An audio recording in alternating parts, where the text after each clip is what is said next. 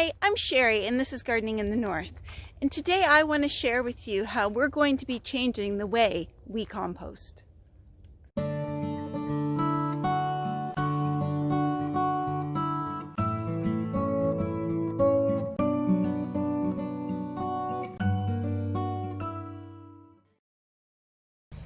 So before I talk about the new process that we're going to be using, I want to touch quickly on browns and greens. And so when you hear somebody say that they're composting and they're using browns, what they're referring to are things like leaves and twigs and wood shavings and sawdust and corn stalks and dryer lint, which blew my mind when I read that one time. And so now I have a baggie above my dryer full of dryer lint so that I can add that in as well. Cardboard, and you know the egg cartons that you get that are made up of recycled cardboard, you can break those up and throw that in as well, which is amazing for your compost because it actually helps with oxygen getting in and through everything, because it actually creates little air pockets. So they're really great to use. So let's talk about greens. Greens are your used coffee grounds and tea bags, your kitchen scraps, meaning your veggies, so no meat, no dairy. You can put in there grass clippings. You can put in there any clippings from perennial or annual plants. You can also put in there eggshells. I would just caution you to maybe blend them up a little bit into a finer crumble or like a powder, because then it'll make it easier for those eggshells to really break down quicker. Otherwise, it'll probably take a couple years. You can also put in there weeds.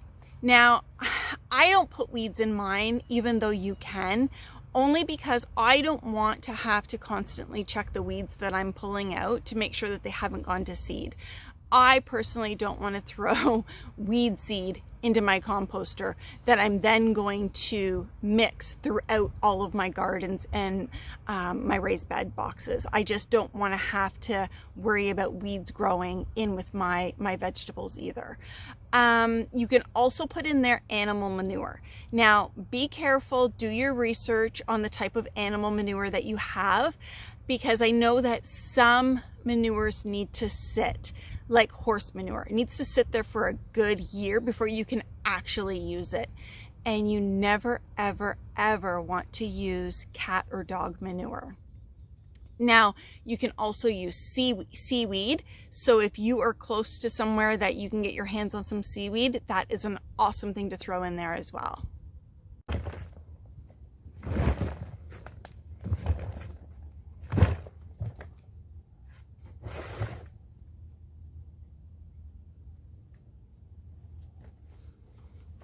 Look at this. So good. I hope you can see that. Such rich compost. It's amazing, actually.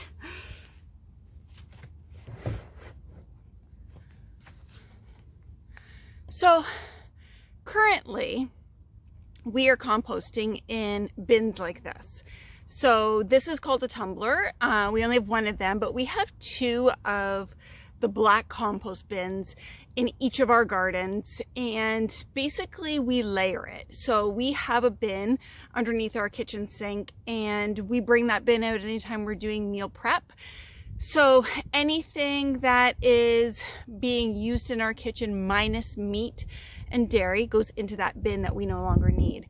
Same as when we're clearing our plates, anything that is not meat or dairy goes into that bin. And once that bin is full, we bring it out here to these compost bins and we dump it in.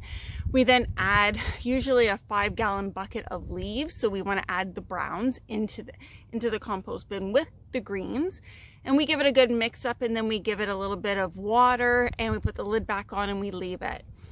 And it's worked really well for us. And we've been able to produce a fair amount of compost that I've been able to use recently up in our food forest. So anytime that I've dug holes for our raspberries, strawberries, chives, everything that I've been putting into the food forest, I've actually been taking the compost out of these bins and putting it into those holes when I transplant the new plants. Now, again, this system has worked for us for a few years and it's been great, except that we've realized that we need to change how we're composting on this property. We're planning on getting chickens in the springtime, and because of that, we're going to have a lot of chicken manure, and we want to utilize what we can from that. So what we're doing is we're building a very large compost area out of skids, which you can get for free. You just want to make sure that they haven't had any kind of chemicals, or the wood hasn't been treated, things like that, so that when you are using them in your compost area, you know that there isn't anything going to be leaching out of those skids into your compost, which then you're then going to use in your garden to plant your vegetables or your seedlings. So what we're doing right now is we're building a new compost area, and we are going to be doing leaf compost. So behind me here is where our new compost area is going to be. It's not done yet. We only have one section for it. We are going to be building another section beside it, except that we ran out of skids and my husband has gone into town to see if he can rummage up some more skids. Let's talk about leaves. Leaves are like gold to a gardener, and I believe that any gardener out there would agree with me. Pound for pound, leaves provide you more minerals than manure. A couple great ways that you can use your leaves in the fall is to use them as a natural mulch around your shrubs to protect them from the cold that is coming. So if you have rose bushes, packing up and piling up the leaves around the bottom of your rose bushes would be very beneficial. For those of you that are building new raised beds, use your leaves. I know last fall, my husband and my son built me a couple raised beds, and we didn't have any compost to fill them at that time with. So what I did was I walked around our property, I picked up all the twigs and the branches and anything else that had really just fallen off the trees around our property, and I threw them into our raised bed. After I was done that, I filled those beds up with leaves. I then sprinkled water on them just to kind of flatten them down a little bit, and then I packed on more leaves. Now, in the springtime, what I'll say is that the box looked about half full still, and then I just piled on new compost onto those leaves that were already in there. And I can tell you that the soil in those raised beds, because I used the branches and the twigs and the leaves in the bottom and then put the compost on top, was amazing. I had very good success in growing in those new boxes this year. So I think my favorite option for using these leaves is probably going to be the compost area here.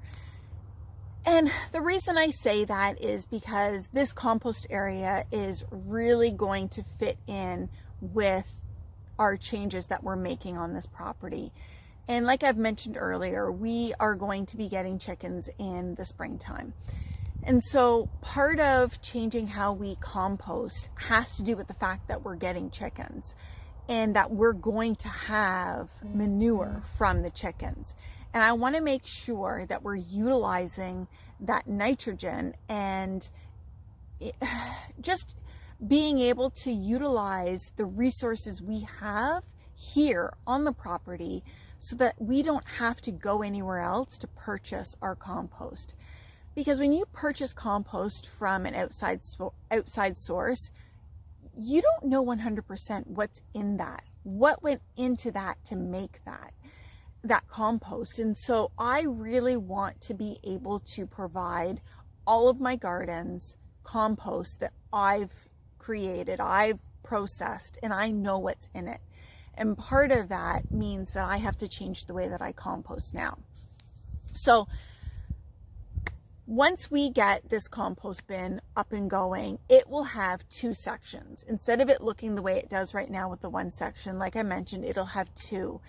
And basically what we'll be doing is we will be layering one side with 5 parts leaves, which are the carbon part, and 1 part nitrogen.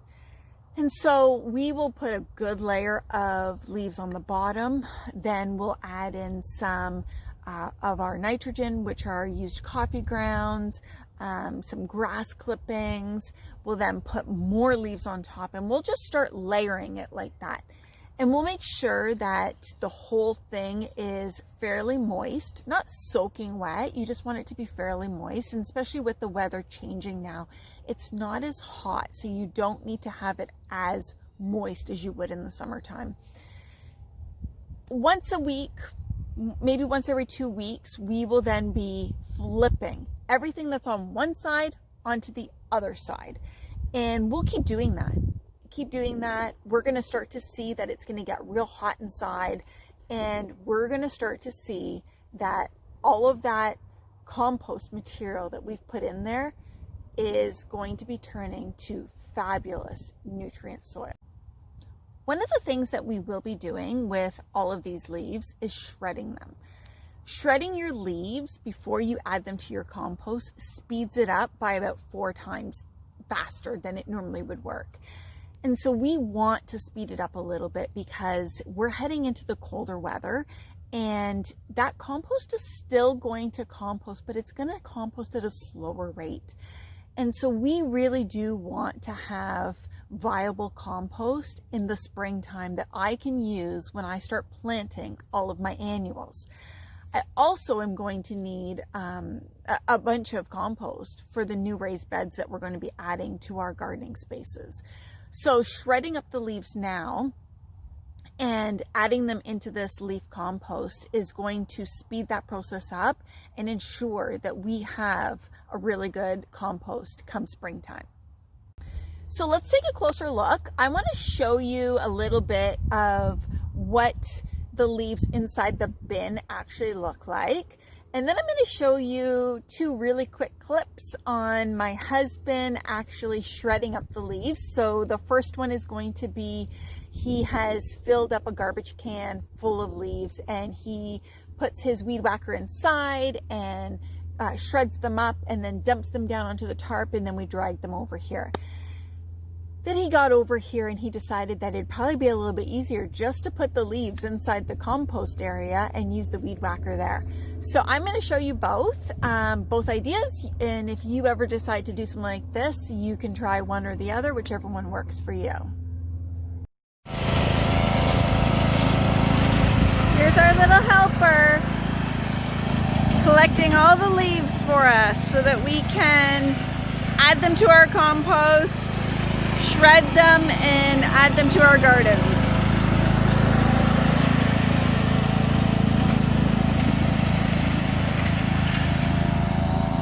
And this is what he's done so far.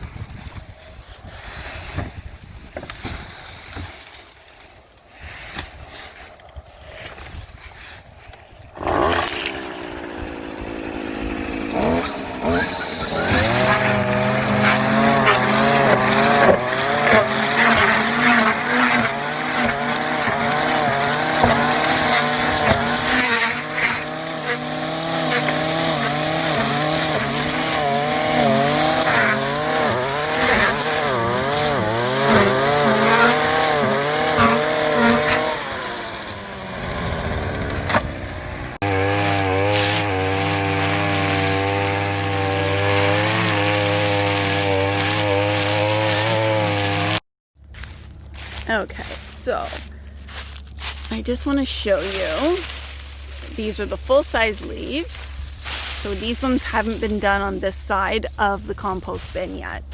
Now the ones over here have been done. And I just want to show you how amazing they look.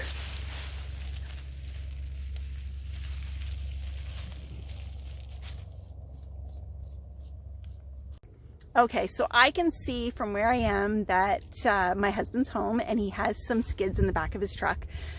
So I'm going to get out of his way and let him finish doing what he's doing here. with our compost bin. Here's a look at the new compost area that we've constructed out of free skids. Now, all of the leaves that are on the right hand side, as well as the ones that are on the tarp, 90% of them have been shredded. On the left hand side of the compost area, I've laid down asparagus ferns, and the reason that I've laid those down first is so that when I put the leaves on top, there's going to be spaces in and amongst those asparagus ferns and the leaves, which will provide oxygen to my compost pile. Now, I'm going to be layering it like a lasagna. I'm going to be using coffee grounds as well as comfrey in between the layers of leaves. And so you want to make sure that you're really sticking to that 5 to 1 carbon, 5 carbon to 1 nitrogen to ensure that you're getting a nice hot compost. The other thing that I'm going to be doing with each layer is adding a bit of water, because again, in order to have a nice hot compost, you want to make sure you have oxygen and water.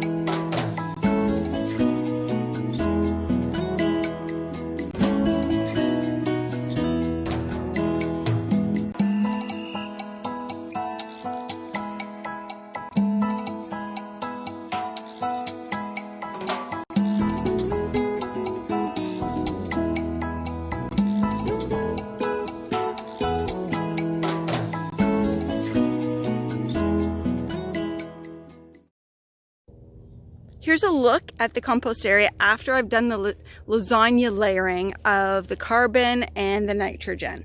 Now, I have about 18 inches that I can still go on the left side to really maximize that space for my leaf compost, and I will do that because we do have some leaves left on the right hand side, plus we have a ton of them in the front yard still.